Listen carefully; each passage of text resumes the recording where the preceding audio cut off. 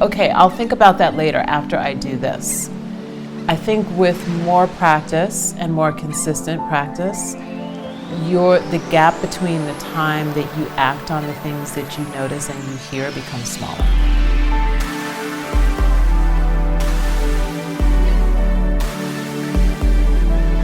Welcome to Radically Loved Radio. I am your host, Rosie Acosta, yoga teacher and teacher trainer, mindfulness coach, speaker, and creative writer.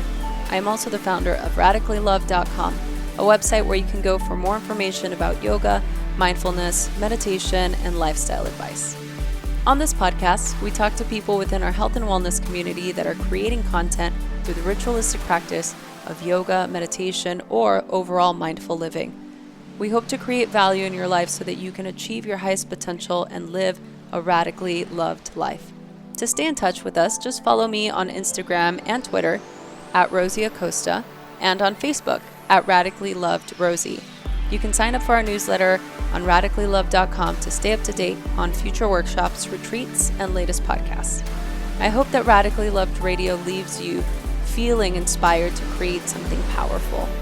My teacher, Yoga Rupa Rajstreikar, says, if you powerfully believe in the value you have to offer the world, your love and passion for it will be an unstoppable force. Thanks for listening. This episode is brought to you by Four Sigmatic. Four Sigmatic, the coffee that gets you fired up. Aside from supporting energy, stamina, and athletic performance, cordyceps have been studied for their strong antioxidant properties. I have been so obsessed with this coffee for the last year. I've been drinking it and I've been traveling with it. And in case coffee doesn't pump you up enough, how about coffee paired with one of the most energy-supporting mushrooms on the planet, cordyceps? So coffee is so energizing because it stimulates the central nervous system and the adrenal glands. But combining this with a more balanced cellular energy to support our immune system and our health function, this mushroom can result in a balanced stimulation while using only half of the amount of caffeine normally found in a coffee, which is awesome. They also have an incredible matcha mix that is my absolutely new favorite, and they want to give our listeners a gift. So for those of you who are curious and want to try the mushroom coffee that doesn't taste like mushrooms, go to foursigmatic.com/radically loved. So that's foursigmatic.com/radicallyloved for 15% off of all of their products. Thanks for listening.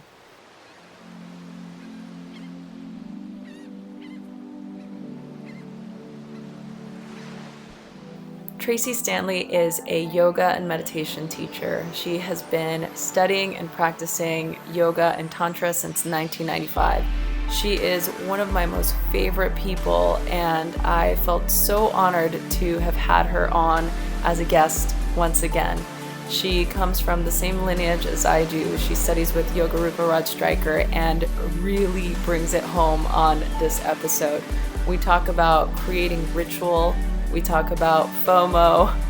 We talk about what we can do as yogis and just as good people on this planet to create a more sustainable life. I'm so excited to share this episode with you. I cannot wait to hear what you thought. Here's Tracee Stanley. Thank you for having me here. So Tracee and I are in my living room, and we're having some oolong tea and just chatting about life in general. Yes. Yeah. Lots to chat about. It's been a while since we've seen each other, and so much has happened in the last, I feel like it's been a year. Has it been a year? Yeah, I think so. Really? When we went to dinner? It feels like, okay, I think you're maybe, right. Yeah, it's definitely like 8 months to a year. It was before I went on tour. Yeah. Okay. And that was what, 8 months ago?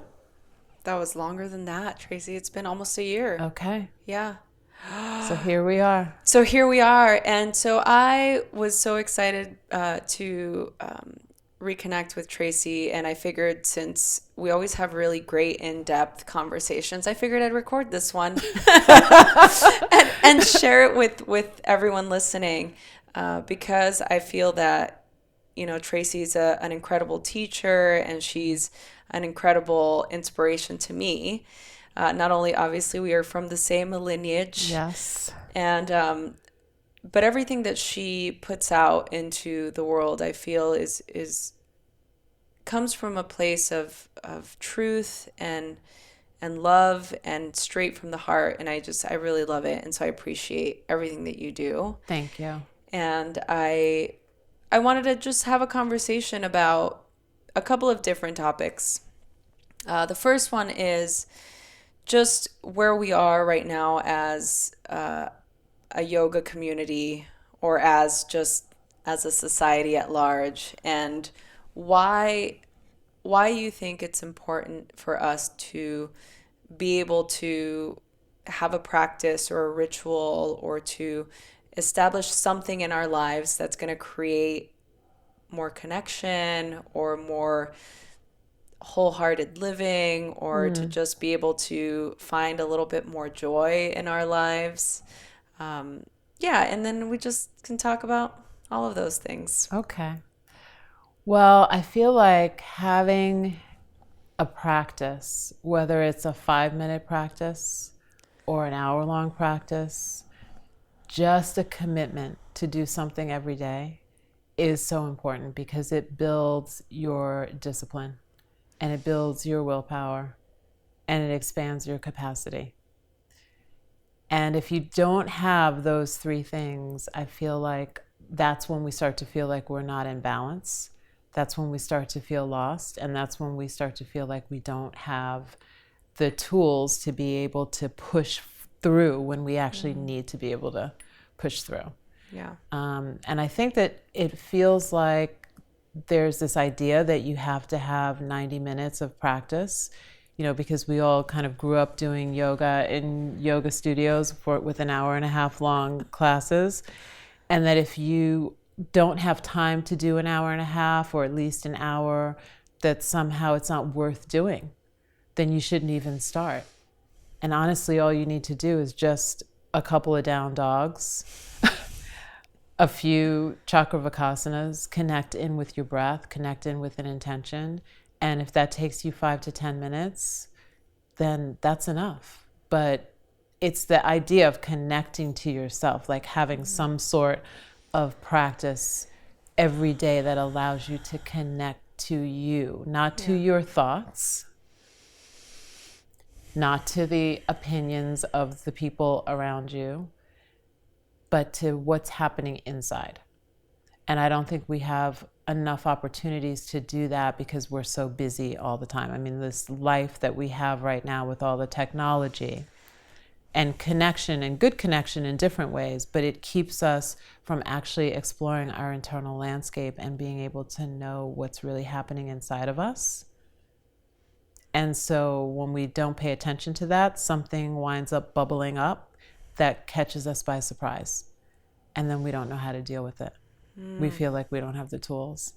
That's my experience anyway. Yeah, I would agree with that. I think that the moments in my life when I've experienced those bubbling up moments have been when I'm not really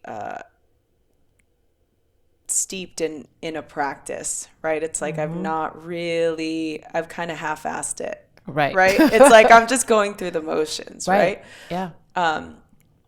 And I notice that when that happens, it bleeds into the rest of my life. All of a sudden, I start to get irritable, or I start to feel overwhelmed, or I start to feel like all the things I need to tackle, they become so big.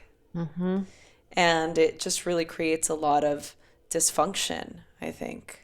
I totally agree. I feel like it works in 2 ways. It's like when you have a consistent practice, even if it's the 5 minutes a day, it's cumulative, right? And so those 5 minutes adds on to the next 5 minutes and to the next 5 minutes. And you actually have this storehouse of like peace and stillness that you can tap into at any point. But the reverse is also true. So when you stop listening and you stop giving yourself an opportunity to check in, all of those things that you're not listening to start building up and start piling up. And then when that thing starts tumbling down, it really feels, or you take a moment to see it for whatever reason, then it's like this overwhelming mountain that you're like, oh my God, what am I going to do now? And, yoga gives us tools for all that stuff. And we've all been there. Yeah. We've all been there. I mean, I remember working in the film business and juggling, 10, 12 projects at a time.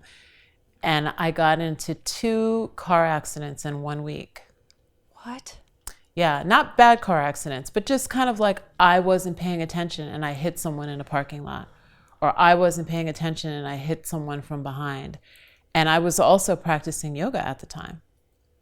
And I remember thinking with the first accident, oh, I need to slow down and give myself some space because there's something, this is trying to tell me something that there's something I'm not paying attention to, right? Yeah. Then the second accident happened like a couple of days later in a parking lot. And I was like, okay, there's something again I'm not listening to, I'm not paying attention to. And then it just hit me in sitting down. It's like, you're just not paying attention. You're so concentrated on what the next project is and getting the next thing done that you're not checking in with yourself in the proper way, because even your yoga practice has become this way of trying to achieve something, goal-oriented, as opposed to check in and be still and just see like what rises up and then deal with what's rising up. Right. Do you think that we get those signs? I do. I really do. I do. I think you have the choice to act on them or not act on them. Yeah, I find that a lot of the times when I've been in the similar situation or I'm talking to a client or a student, once you get to that breaking point, right? Because it's like hindsight's always 20/20. Right. You're like, I was noticing all of these things, but I just wasn't ready, or I wasn't paying attention fully. Do you think that that's done on purpose, or do you think that we just realize things when we're ready? Or do you think that it's a choice, like we're kind of trying to avoid certain things? I think it's a combination. I think that we avoid and we don't have enough subtle awareness to act right away, right? So it's almost like we have this delayed reaction. Yeah. It's like when you're in perpetual motion, even though you hear or you see something, you're like, oh, something isn't quite right. Or I need to pay attention. It's like, okay, I'll think about that later after I do this. Mm-hmm. I think with more practice and more consistent practice, the gap between the time that you act on the things that you notice and you hear becomes smaller. And then that translates into every part of your life. So it's, the sign or the signal that something is just off and you act on it right away. Or the sign or the signal that, oh, I just got inspired by this amazing creative idea. I need to act on that right away. And I just feel like we start to be able to act in ways that are in alignment with our truth because we're able to hear it, and we're able to hear it just a little louder the more we practice. And then sometimes I think we're also afraid of change. And sometimes that voice or that signal that we're getting is telling us something needs to change and it's going to be painful. Oof. I'm like, oof. I've had that. We talked about that last time. Yeah. Yeah. How do you think we can begin to become sensitive to those subtleties? I think we have to give ourselves space. And the meditation practice gives us space. Just being comfortable with being able to sit and just notice what's arising. That's it. Spaciousness. What kind of misconceptions can you dispel about meditation? Well, I would say that just sitting in a posture of, sitting down cross-legged with your spine tall, it does not mean that you're meditating. I've taken a lot of really cool meditation photos, and some of them I actually was meditating, and some of them I was just sitting in a comfortable seated posture. And so I think that we have this misconception that, you see the yogi, you see these photos of people sitting looking very peacefully.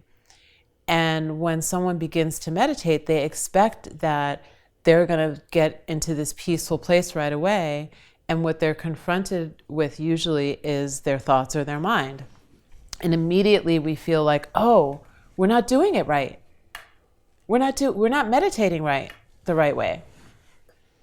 And then a lot of times we then say, okay, it's not for me.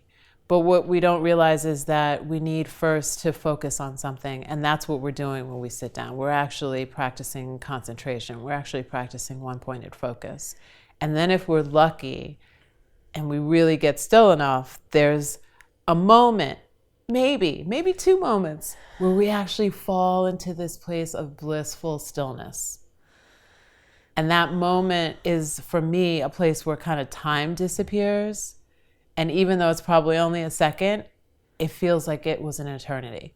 And it's a place that you remember, and that's the thing that calls you back to your mat, to sit and concentrate for another 5 minutes or 10 minutes, or maybe even an hour, until you fall into that place for longer and longer and longer.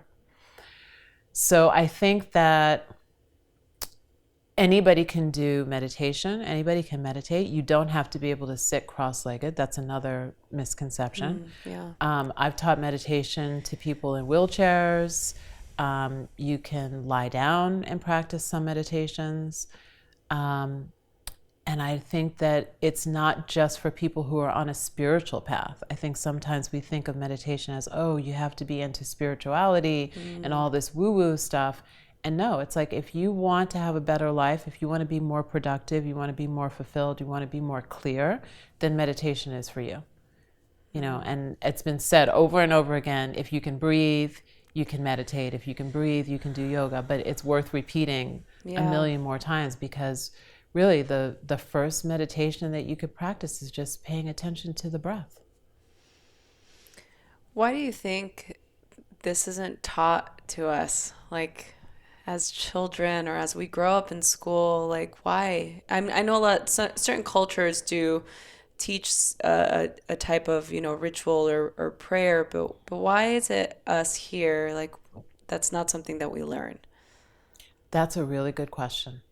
I don't know. I think that the more we are able to share yoga with people from all different backgrounds, including people who are in the educational system, people who are teachers who don't need to stand in front of a yoga class to teach yoga or meditation. And I'm starting to see that more in my own teacher trainings, mainly because while you do get trained to be a yoga teacher, it's a lifestyle training.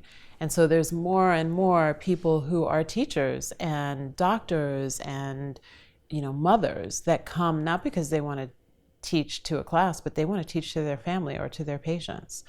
So I feel, and I'm hoping that the next generation of yoga teachers are going to be those people who will suddenly say, okay, this needs to happen in my classroom. And I also think there's a little bit of fear. As we know, there's been different school districts who have tried to prevent yoga from being taught in classrooms, right?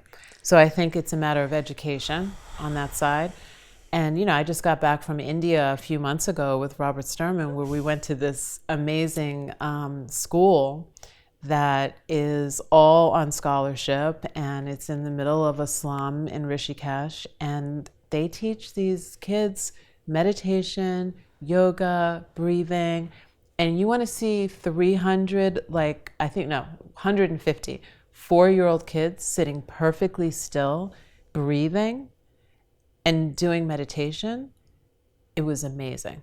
Oh, I loved all of those pictures and everything that you guys posted. So we'll link that here. So those of you listening, if you want to see that, if you go to the show notes, watch this video. It's such a beautiful, I'd never seen any, it really like, it touched my heart. And I just was so, I'm like, yes, this is what needs to be happening.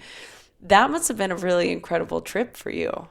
It was incredible. I mean, in so many different ways, because India is always a pilgrimage. You know, make no mistake, it's not a vacation. I mean, maybe if you go to Goa, it could be, but I still think it's a pilgrimage no matter what. And just having the privilege of being invited to go with Robert to be at the school for the day. Yeah. It was mind-blowing. It really was. And to see the differences, if you were to ask, you know, in an American school, 4-year-olds to be still, you know, we have our devices and we have all these things that we're trained, and we're training our kids to use and to rely on.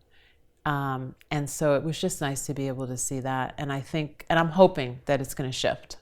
Yeah. So if you're listening and you're a school teacher and you practice yoga, what better way than to get kids started with their day, but some, you know, alternate nostril breathing.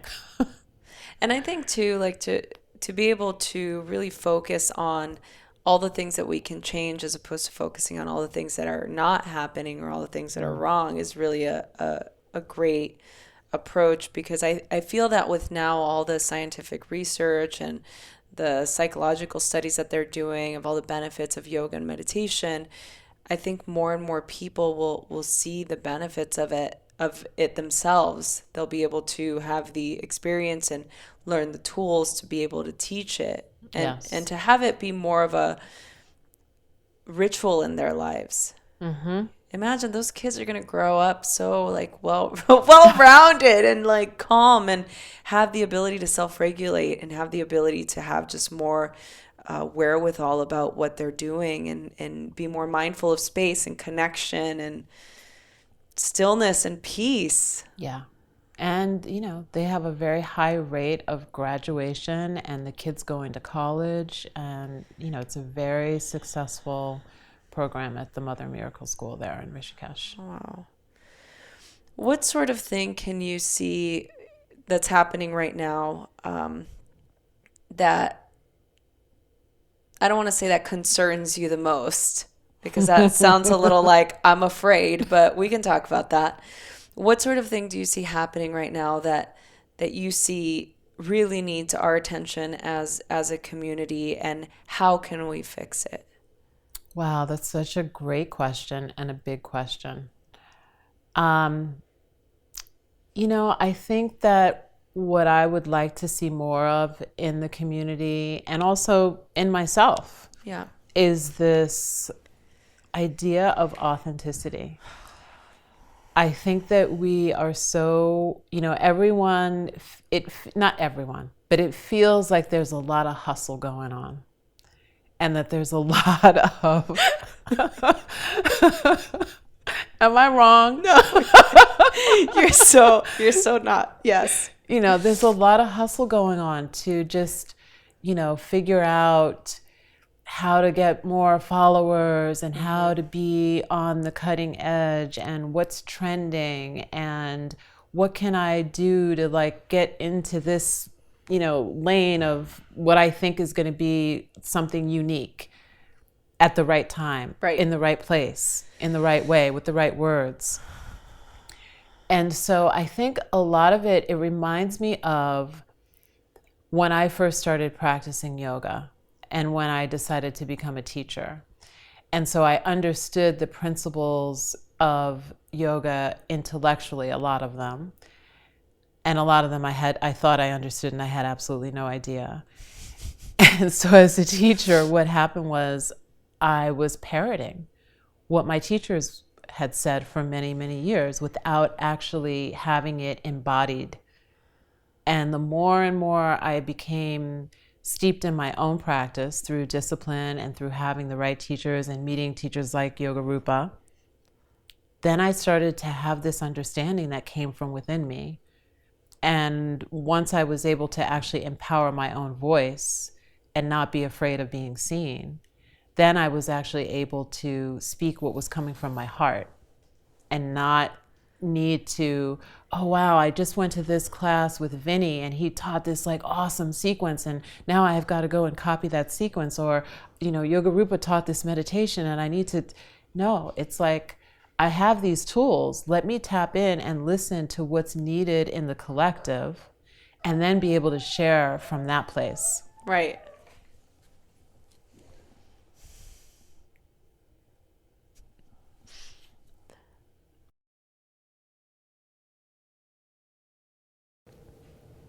Okay. So, one of the things that, Brene Brown. Mm-hmm. So she always says that obviously being authentic and being vulnerable are important for us to be able to connect. But she says that the first thing that we look for in a room is vulnerability, but it's the last thing that we want to show. Yes. So yes. So how do you think that we can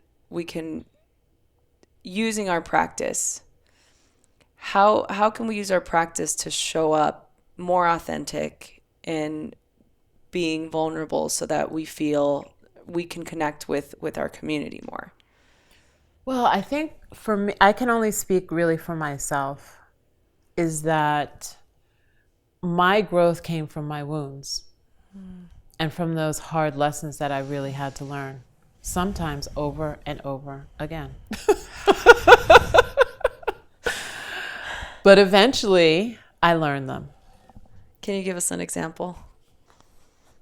Giving away my power is the biggest one. Dimming my light so that others could shine. Not because what I thought at the time was that I was allowing people to shine because I was doing great.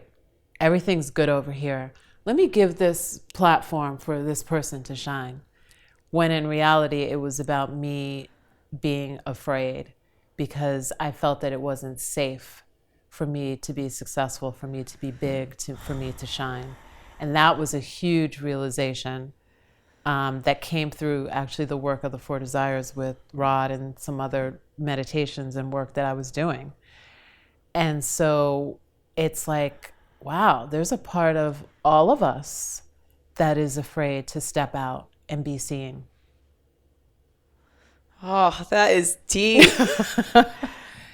That is deep. So I can teach from that place. Yeah. And I feel like seeing and knowing that vulnerability within myself and accepting that, and then figuring out what are the tools to be able to transform that, allows me to be able to teach from an authentic place, as opposed to me looking online or whatever on Instagram to see what's trending. Yeah. It's like, oh, ritual is trending, so let me go ahead and, start making pretty pictures about ritual. It's like, ritual is something that happens internally first, right? And then everything you see becomes sacred. Yeah. And then from there, you start to create sacredness around you, and then everything becomes a ritual. Yeah. Whether it's brushing your teeth, washing the dishes. Yeah. Taking a shower. Yeah. And then that's a teaching. Yeah. Do you think that this new sort of concern or worry about FOMO, for those of you listening, that's fear of missing out. Yes. Do you think that is sort of clouding our ability to seek what's really there for ourselves internally? That's such a good question. And I've had a conversation about this with a couple of friends recently, because I've noticed, and we've noticed, that FOMO seems to be a marketing tool.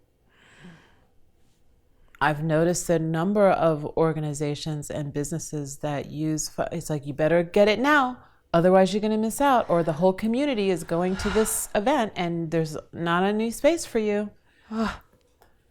And this is the same type of marketing that we see from CNN and Fox and all the other I don't care what side of the aisle you're on, but it's the same thing that we see in the news cycle. It's like using fear as a motivator. I don't want to be in fear. I want to be inspired. Needs to be my motivation. Truth needs to be my motivation. So I feel like this fear of missing out, and there's been a lot of talk about the patriarchal society starting to fall, and the rise of the woman and the rise of the yogini, which is absolutely happening.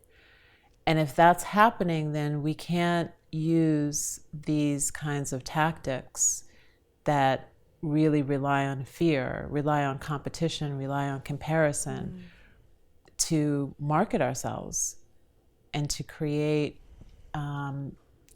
abundance for ourselves. Because if we use those tools to create abundance, we're creating lack in someone else, and it goes absolutely against what it is, hopefully, that we're here to do. It's like Yoga Rupa talks about this idea that the universal dharma is to love, give, and serve. And if that's our basic dharma, is to love, give, and serve, and then we have this unique dharma that we're here to fulfill, that's our job to figure out what that is, then using those kind of tactics isn't in service of the universal dharma. I'm like dropping the mic over here, Tracee. This is so true. It's true. Why do you think that we have this mentality that if I have more, that means you have less? Well, I mean, it must be, and I don't know for sure, but it must be this idea of a non-dual philosophy. The pie is only so big.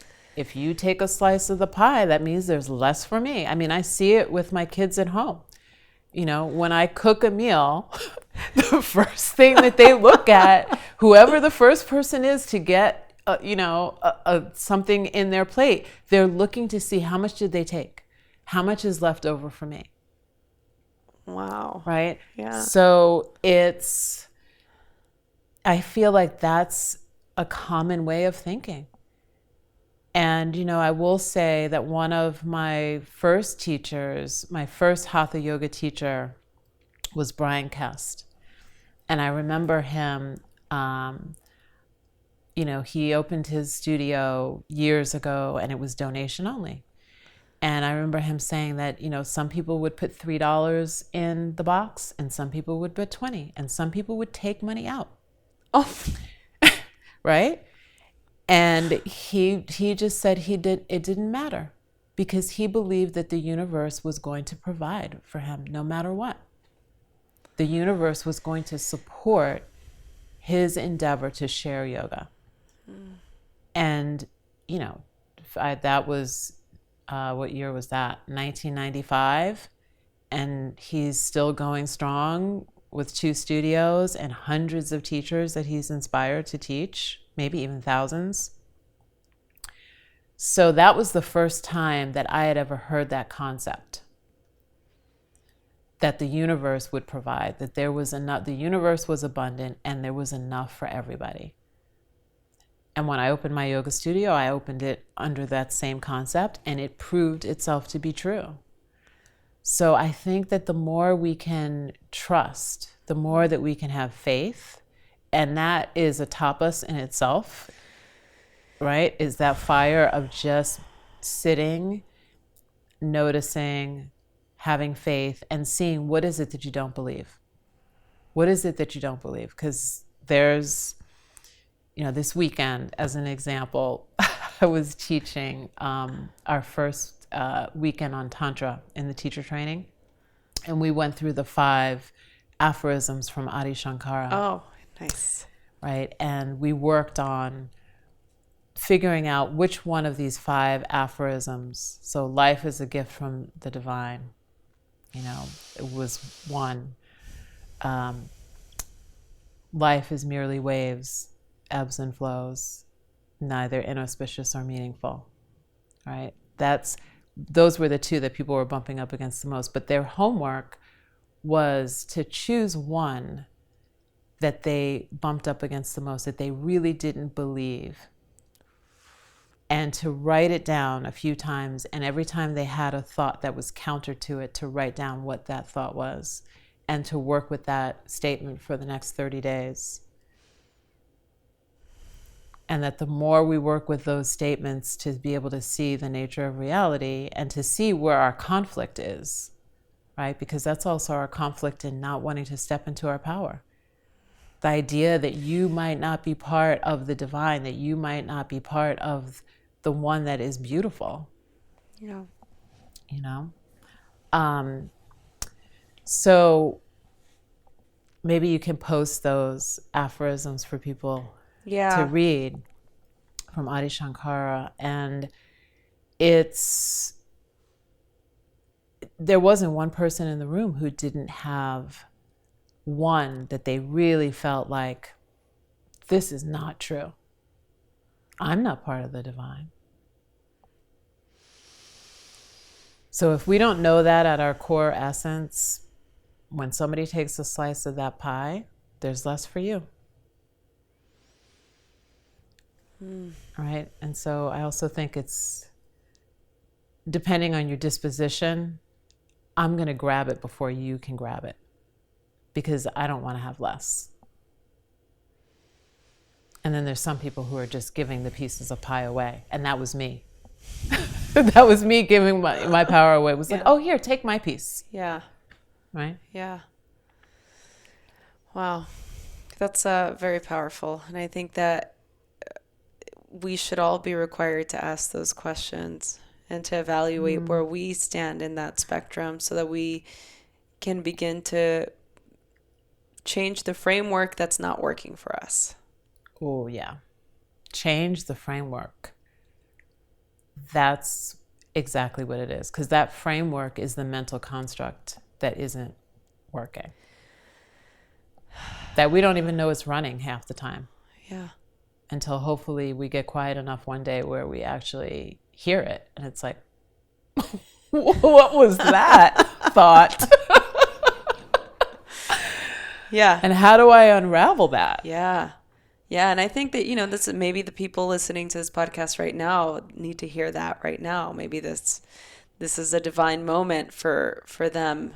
I find that for me, anytime I'm ready to hear something is when I hear it. I can listen. Yeah.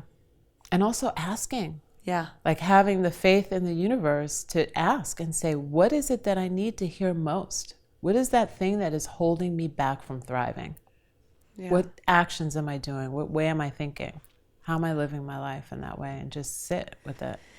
Well, this is a great segue. You just brought me a gift. I did. And so tell the audience what you brought me, because I'm really excited. Well, I brought you a set of my Empowered Life Oracle cards. They're a set of 72 Oracle cards that are questions that are meant to be journal prompts or contemplations. So you can choose one in the morning and sit with it with your tea and ask yourself a question there. And it's kind of like, the questions are pretty provocative. Yeah, they are. They are. They really make you think, and they're meant to be a form of tapas, this idea of heat that creates transformation. And the other thing that I brought is a copy of the Empowered Life Soul Journal and Coloring Book, which is kind of a 7-week process that you can go through kind of on your own, and each week has its own theme. So the idea is that there are these different tributaries that kind of lead to the ocean of freedom. So you work through willpower and forgiveness and gratitude and self-love, Shakti, Sankalpa, which is an intention, and you just answer some questions and you do some exercises to kind of get you more anchored in those qualities. Compassion is another one. So I've found that self-inquiry has been a really powerful practice for me. And I think it started with a teacher that I practiced with many years ago. His name is Julian Walker. He's a teacher in Santa Monica, and then followed up by all the work that I've done with Yoga Rupa, training to be a Four Desires trainer and just doing all of his workshops, this idea of, asking these questions, of Vichara practice and the teachings of Sri Ramana Maharshi as well. So I wanted to find a way for people to be able to access this practice where it didn't feel too intense. And I was gifted a set of my first tarot cards like 3 years ago by a friend who had created this beautiful set called The Wild Unknown. And I'd been playing with those cards, and it gave me the idea to create these as a set of oracle cards. And I just love them. Yeah, I think they're amazing. Let's pull one card for the audience to give them a question. Okay. Then you can send us your response. Okay, here it is. Are you happy with how your choices have shaped your life thus far? If not, how can you make better choices? Perfect question. They always show up how they're supposed to. Yeah. So for you that are listening to this, send us your answers. Maybe you can send us an Instagram message, or you can email us, and we'll give you the information at the end of the podcast so that you can respond with your answers, because we're curious. And we I know. would love to hear. Yeah. Okay, so I want to ask you a couple of questions. Okay. Just personal, because I want to. And I want to take advantage since I have you sitting here on my couch, and because I think that the audience would like to know. What is your favorite word? Love. What is your least favorite word? Separate. What sound do you love? The ocean. What sound do you least love? The sound of CNN in the background when I'm trying to meditate. But my beloved is on a 4-week media cleanse, so I haven't had to hear that for a while. Oh, that's nice. Yeah. Oh my goodness, I would love to be a fly on the wall just to watch that happen, see you in your space. By the way, Tracee has an incredible sanctuary of a home and beautiful practice space and studio. And there's been a couple of times where I'm sitting and I visualize myself sitting on your deck. That beautiful landscape of just greenery, and it's so beautiful. Lucky, so fortunate to be there. I love that. Okay. What profession other than yours would you like to attempt? Wow. Well, I have to say that, I've been a producer and filmmaker for over 20 years, and I left the business because I couldn't find enough conscious filmmakers to make films with. And I think that if I was not teaching yoga, that it feels like people are ready for the kinds of programming and the kinds of films that I wanted to make when I was producing. And I think that I would probably go back to making films and maybe direct a documentary. Directing a documentary is in my future at some point. Oh, yeah. That's great. So that's what it would be. That's exciting. Yeah. I'm coming to the film festival with you. I'm Please. Already signing myself up. What profession would you not like to do? What profession would I not like to do? That's a hard one. And you know why? Because I feel like with all the training that I have in yoga and living yoga, that I feel like I could bring yoga into any profession, and that would make it awesome.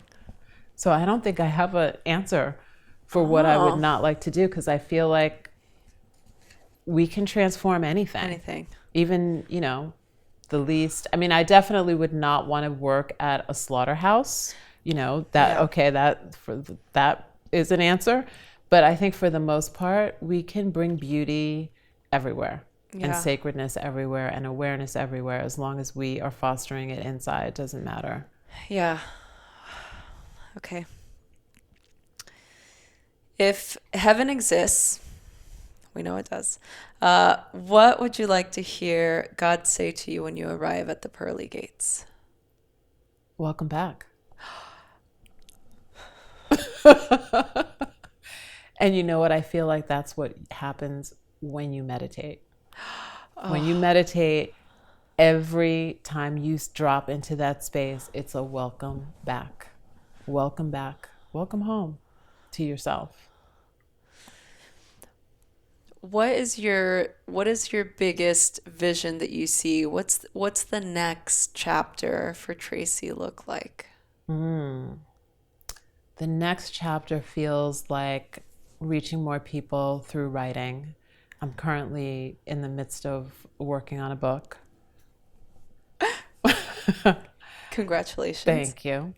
And it really is about accessing that part of you that's vulnerable and finding your own healing and your own power through that space, through a specific formula of practices that can help you. That comes from ancient wisdom. It didn't come from me. It's just basically like, oh, this is a way for people to really be able to shine and become radiant and powerful again, because we're never losing that part of ourselves. It's always there. It's just sometimes it gets covered up with a bunch of things that happen in life and our thoughts. I love that. These next couple questions are sort of like you fill in the blank. Okay. So most of my friends would say that I'm calm.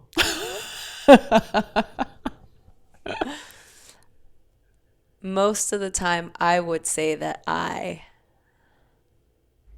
am always thinking.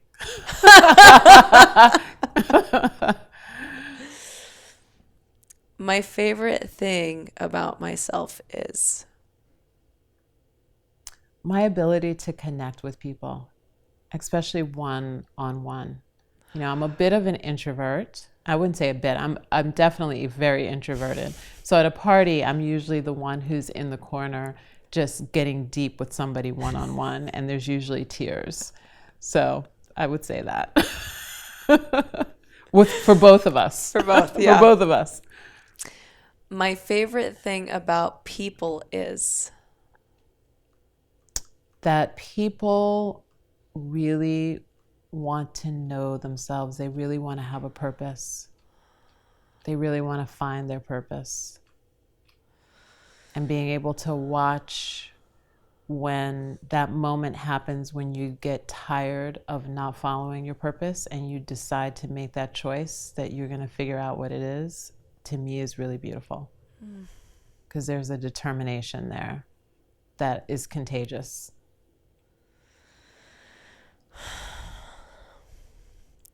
Love is all there is. That's it. And God is. She is amazing. And everywhere. And in everything. That she is. Is there anything else that you would like to share with the audience? Or is there a question that you wish somebody would ask you? Well, I'm going to share a question that was asked of me. And it was a question that actually made its way into the deck because it was asked to me by Yoga Rupa. He asked this question about 3 years ago at a retreat that we were doing. What are the 3 lessons that you're tired of learning?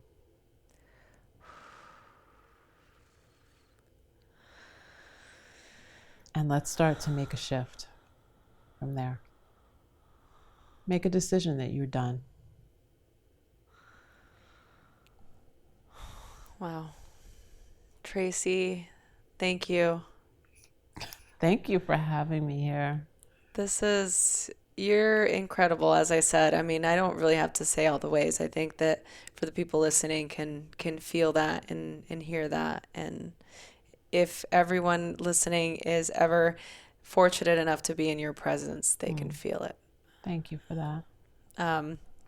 So final question before we wrap. Yes. I've asked you this before, and I'm curious to see if your answer is different. This podcast is about creating community and connecting and feeling support and feeling radically loved. So the 2-part question is, how do you feel radically loved, and what do you radically love? I really feel radically loved by the universe, because I tap into that place every time, every morning. And every time I do, when I open my eyes, I feel and see that I'm supported. There's nothing that happens, even if it's something that is perceived to be negative, like where I'm like, I did not want that to happen today, or whatever it is. It always feels like it's in support, even if I don't see it in the moment. So I feel supported by my beloved. I feel supported by my practice.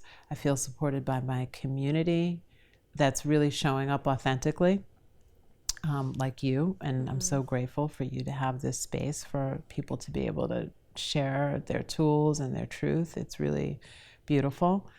And the second part of the question was, what do I radically love? I radically love just being in love, first with myself, because if I'm not in love with myself, and self-love is a thing I think a lot of us need to work on. I know for me it's a daily practice. Then I get to see the beauty in everybody. I get to see the beauty in everything. I mean, look at these creatures here, right? That's all they know how to do is love and be loved. So, yeah. That's what I love. Thank you. Thank you. So for the people listening who want to get in touch with you, where can they go? They can go to my website at Tracee with 2 E's, yoga.com. And you can find out about everything that I'm doing. I'm going to be touring with Wanderlust 108 over this summer, so hopefully I'll see some of you guys there, and I know you're going to be teaching meditation too, which is awesome. So excited for that. Yeah, me too. I'm excited. It's going to be fun. It's going to be a fun summer, I think. I will put the links for Tracee on the show notes, so if you're listening to this, if you hit info and go to the show notes, all the links to everything we talked about during the podcast will be on there, so you can just click and access the questions and links to purchase her journal or the deck and all of the things that we discussed. And we will also be providing a gift for those of you listening, right? Yes. Okay. It's going to be the first chapter of the Empowered Life Soul Journal. So I think for me, gratitude is such an important thing to really work with in every moment. So we're going to give you the first chapter, which is the week 1 gratitude practice that will come with a gratitude meditation and some self-inquiry questions and some creative practices that you can do. Yeah, and so in order to get that, just like everything else, email Rosie at radicallyloved.com. We have to figure out a better system, you guys. And for those of you that I still owe emails, I'm getting back to you. You know that I do. I always do. So to retrieve the gift, just email Rosie at radicallyloved.com. Subject title, Tracee Stanley, and I will get you your first week so you can try it out. Thank you guys for listening, and thank you, Rosie. Thank you. Thank you all. Thank you for listening, and Tracee, you're amazing. Thank you so much. Yeah. Hey everyone, I hope you enjoyed this episode. I am so excited to continue to do this. Please share this with your friends. Email us, message us on Instagram at Rosie Acosta or on Twitter at Rosie Acosta. Subscribe on iTunes, write a review. We love doing this, so please help us continue to keep this podcast going. Thanks for listening.